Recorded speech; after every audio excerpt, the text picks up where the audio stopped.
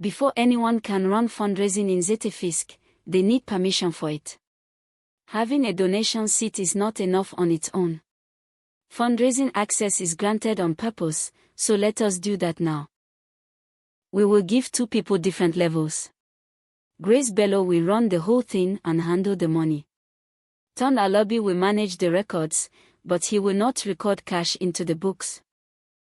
Open settings, then user management. Every person has a row, and beside each one there is a shield button. That shield is where we grant a little extra to one individual, without changing anyone else. This is Grace. The shield opens the extra permission screen. First we pick a category, so we are not scrolling the whole app.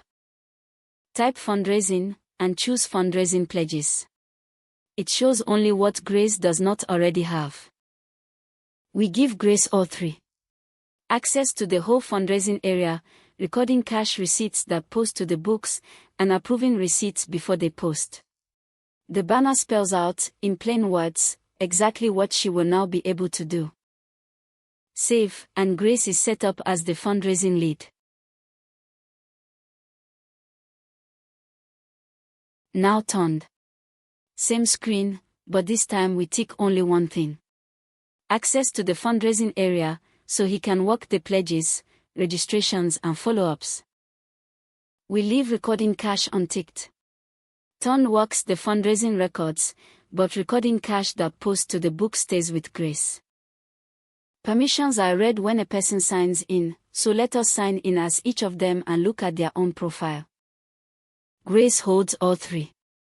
She can run fundraising, record cash that posts to the books, and approve receipts. Ton can manage the fundraising area, but recording cash into the books is simply not on his list.